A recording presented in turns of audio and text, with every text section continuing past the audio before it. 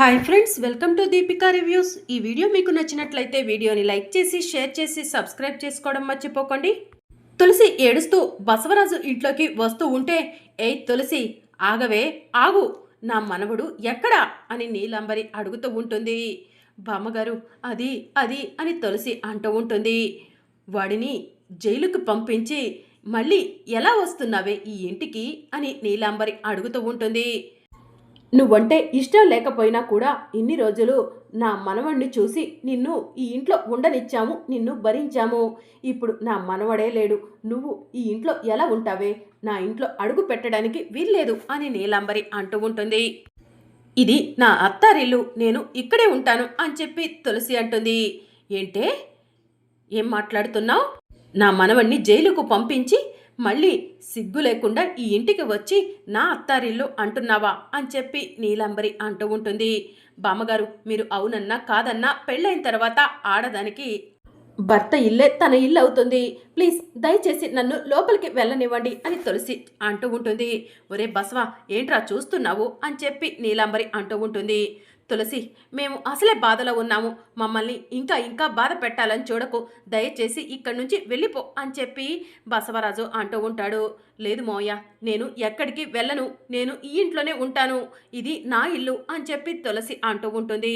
ఒరే బసవ, ఇంకా 4 రోజులు పోతే మనల్ని ఇంట్లో నుంచి తరిమేసి నా ఇల్లు అనేలా ఉందిరా ఇది, దీన్ని అసలు ఇంట్లో కూడా అడుగు పెట్టనివ్వకూడదు, పదవే పద అని నీలాంబరి తులసిని లాక్కొని వెళ్తూ ఉండగా తులసి నీలాంబరి చేతిని గట్టిగా విసిరి కొట్టి, ఎక్కడికి వెళ్ళాలి, నేను ఎక్కడికి వెళ్ళాలి? మీ మనవడు నా మెడలో ఈ తాళి కట్టాడు, ఈ తాళి నా మెడలో ఉన్నంత కాలం నేను ఈ ఇంట్లోనే ఉంటాను అని చెప్పి తులసి కోపంగా లోపలికి వెళ్తుంది.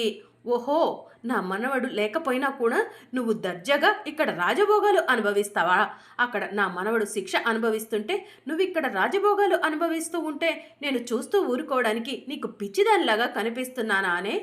నా మనవడు ఎలా అయితే అక్కడ బాధపడుతున్నాడో ఇక్కడ నువ్వు కూడా అలానే బాధపడాలి, రావే రా అని నీలాంబరి తులసిని కిచెన్లోకి లాక్కొని వెళ్ళి అట్ల కాడను ఎర్రగా కాల్చి తులసి చేతి మీద వాత పెట్టబోతూ ఉండగా అప్పుడే విశాలాక్షి కిందికి వచ్చి అత్తయ్య అని చెప్పి పిలుస్తూ ఉంటుంది. ఇక నీలాంబరి కంగారు పడుతూ డాక్టర్ చెప్పిన మాటను గుర్తు చేసుకుంటూ ఉంటుంది. ఏం జరిగింది, తులసిని ఎందుకు శిక్షిస్తున్నారు అని విశాలాక్షి అడుగుతూ ఉంటుంది. తులసిని నేనెందుకు శిక్షిస్తాను విశాల, అట్లకాడ కింద పడిపోయింది, తీసుకెళ్లి కిచెన్లో పెట్టమని చెప్తున్నాను అని చెప్పి నీలాంబరి అంటూ ఉంటుంది. అవునా, ఆ అట్లకాడను నేను కిచెన్లో పెడతానులే అత్తయ్య అని చెప్పి విశాలాక్షి అంటుంది. తులసి, సిద్ధు ఎక్కడమ్మా? సిద్ధు కోసం చాలాసేపటి నుంచి ఎదురు చూస్తున్నాను అని విశాలాక్షి అడుగుతూ ఉంటుంది. ఆయన జైలుకు వెళ్ళారత్తయ్య అని చెప్పి తులసి చెప్తూ ఉంటుంది. తులసి, ఏం మాట్లాడుతున్నావు? సిద్ధు జైలుకు వెళ్ళటం ఏంటి అని విశాలాక్షి అడుగుతూ ఉంటుంది. నిజమే చెప్తున్నాను అత్తయ్య, ఆయన జైలుకు వెళ్ళారు అని తులసి చెప్పడంతో విశాలాక్షి గుండె పట్టుకొని అక్కడికక్కడే కుప్పకూలి కింద పడిపోతుంది. విశాల, విశాల, కళ్ళు తెరవే అని బసవరాజు పిలుస్తూ ఉంటాడు. నా మనవణ్ణి జైలుకు పంపించావు, నా కోడల్ని పొట్టన పెట్టుకుంటున్నావు కదవే దరిద్రపు గుట్టుదానా అని చెప్పి నీలాంబరి అంటూ ఉంటుంది. అత్తయ్య, కళ్ళు తెరవండి అత్తయ్య అని తులసి విశాలాక్షి దగ్గరకు వెళ్తుంది. ఏ తులసి, జరుగు, నా భార్యను నువ్వు ముట్టుకోవడానికి కూడా వీల్లేదు అని బసవరాజు చెప్తూ ఉంటాడు. అమ్మ కీర్తి, కీర్తి అని బసవరాజు పిలుస్తూ ఉంటాడు. ఇక కీర్తి కిందికి వచ్చి అమ్మకేమైంది నానా అని అడుగుతూ ఉంటుంది. మీ అమ్మను రూమ్లోకి తీసుకెళ్దాం, కాస్త సాయం పట్టమ్మా అని బసవరాజు అంటాడు. ఇక విశాలాక్షిని బెడ్పై పడుకోబెడతారు. మీ అమ్మకు టాబ్లెట్ ఇచ్చావా కీర్తి అని బసవరాజు అడుగుతూ ఉంటాడు. ఎప్పుడో ఇచ్చేశాను నానా అని కీర్తి చెప్తూ ఉంటుంది. కాసేపు రెస్ట్ తీసుకుంటే అన్నీ సర్దుకుంటాయిలే నానా అని చెప్పి కీర్తి చెప్తూ ఉంటుంది. అమ్మ కాసేపు రెస్ట్ తీసుకుంటుంది, మనమంతా బయటికి వెళ్దాం పదండి అని కీర్తి అంటుంది. నేను అత్తయ్య దగ్గర ఉంటాను, మీరు వెళ్ళండి అని తులసి అంటుంది.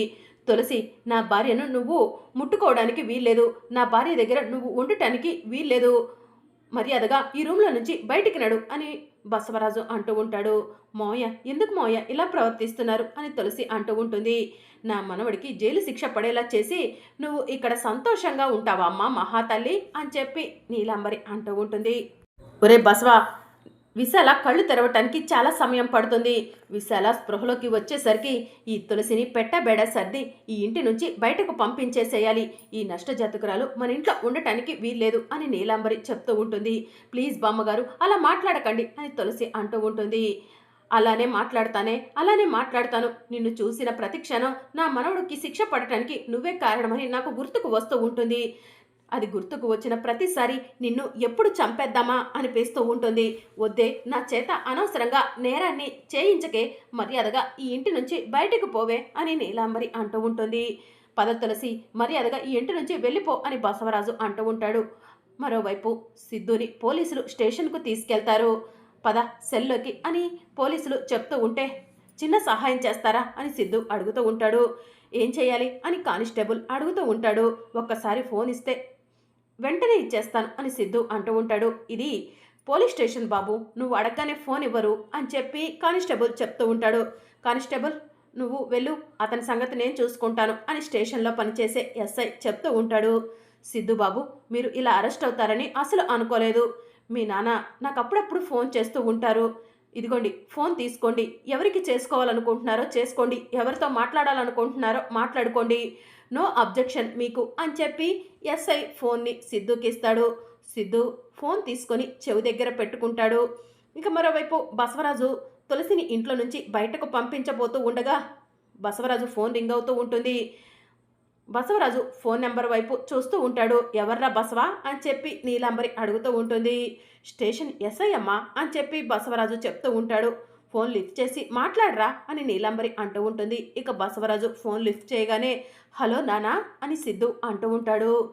నానా సిద్ధు, ఏంట్రా ఇదంతా అని బసవరాజు కంట తడి పెట్టుకుంటాడు. నానా, నేను అరెస్ట్ అయ్యానని బాధపడకండి. నా వల్ల 2 ప్రాణాలు పోయాయి. ఆ విషయం నాకు ఎక్కడ తెలుస్తుందోనని మీరు చాలానే జాగ్రత్త పడ్డారు. ఈరోజు మనం పడుతున్న బాధతో పోలిస్తే ఆ రోజు శ్రీకాంత్ గారు వాళ్ళ అమ్మగారు చనిపోయారని ఖుషి పడ్డ బాధ ఇంకా ఎక్కువ నాన్న. బాధపడకండి అని సిద్ధు చెప్తూ ఉంటాడు. చెట్టంత కొడుకు నా రాజకీయ భవిష్యత్తుకి వారసుడవుతాడనుకుంటే ఇలా జైలుకు వెళ్తే బాధపడకుండా ఎలా ఉండమంటావు సిద్ధు అని బసవరాజు అంటూ ఉంటాడు. నాన్న, 5 సంవత్సరాలే కదా, ఇట్లే గడిచిపోతాయి అని సిద్ధు చెప్తూ ఉంటాడు. ఒరే సిద్ధు, ఫోను ఆ ఎస్ఐకి ఇవ్వరా, నీకు పంచభక్ష పరమాణాలు జైల్లో పెట్టమని చెప్తాను అని బసవరాజు అంటూ ఉంటాడు. నాన్న, నాకు పంచభక్ష పరమాన్నాలు వద్దు. నేను చేసిన తప్పుకు నేను నా అంతటా నేనే శిక్ష అనుభవించాలనుకుంటున్నాను. జైల్లో రోజు ఖైదీలు ఏ ఫుడ్ అయితే తింటారో నేను కూడా అదే తింటాను నాన్న అని సిద్ధు చెప్తూ ఉంటాడు. ఒరే సిద్ధు, ఎందుకురా నీ అంతటా నువ్వే నీకు శిక్ష విధించుకుంటున్నావు అని బసవరాజు అంటూ ఉంటాడు. తప్పు చేసిన వాళ్ళకు శిక్ష పడాల్సిందే నాన్న అని సిద్ధు అంటూ ఉంటాడు. నానా, నేను మీతో ఒక ముఖ్యమైన విషయం మాట్లాడదామని ఫోన్ చేశాను అని సిద్ధు చెప్తూ ఉంటాడు. ఏంట్రా సిద్ధు ఆ ముఖ్యమైన విషయం అని బసవరాజు అంటూ ఉంటాడు. తులసి అంటే ఇంట్లో ఒక్కరికి కూడా ఇష్టం ఉండదు. తులసిని మీ అందరికీ ఇష్టం లేకుండా పెళ్లి చేసుకొని ఈ ఇంటికి కోడలిగా తీసుకొచ్చాను. ఇప్పుడు తులసికి ఆ ఇంట్లో నా అండ లేదు. ఇన్ని రోజులు మీరంతా తులసిని బాధ పెట్టినా కూడా నేను తులసికి అండగా ఉన్నాను. మీ అందరి మాటలు తులసిపై పడకుండా నేను తులసిని కాపాడుకుంటూ వచ్చాను. ఇప్పుడు తులసి ఒంటరిదైపోయింది.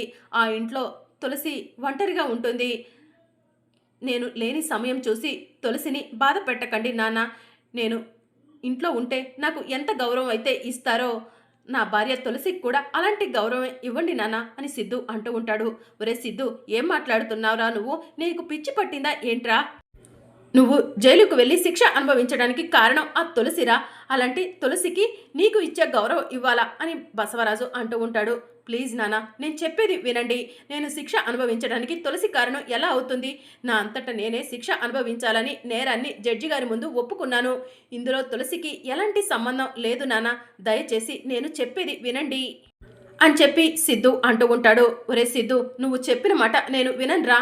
తులసిని ఇప్పుడే ఇంటి నుంచి బయటకు గెంటేస్తాను అని బసవరాజు అంటూ ఉంటాడు. సరే నాన్న, తులసిని ఇంటి నుంచి బయటకు గెంటేయండి. నా జైలు శిక్ష పూర్తయిపోయి నేను వచ్చిన తర్వాత నేను ఆ ఇంటి మొత్తం కూడా తొక్కను అని చెప్పి సిద్ధు అంటూ ఉంటాడు. అలా మాట్లాడకురా సిద్ధు అని బసవరాజు అంటూ ఉంటాడు. అయితే తులసిని జాగ్రత్తగా కంటికి రెప్పలాగా చూసుకోండి.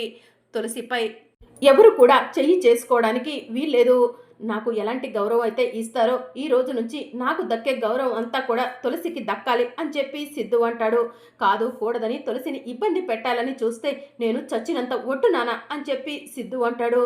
రే సిద్ధు, ఇప్పటికే సగం చచ్చిపోయానురా, ఇంకా ఇలాంటి మాటలు మాట్లాడి నన్ను చంపకురా అని బసవరాజు అంటూ ఉంటాడు. అయితే తులసిని జాగ్రత్తగా చూసుకోండి నాన్న అని సిద్ధు కోపంగా ఫోన్ కట్ చేస్తాడు. మరి అప్కమింగ్ ఎపిసోడ్లో ఏం జరగనుందో తెలుసుకోవాలనుకుంటున్నారా? అయితే ఛానల్ని సబ్స్క్రైబ్ చేసుకొని సపోర్ట్ చేయడం మర్చిపోకండి. Thank you for watching.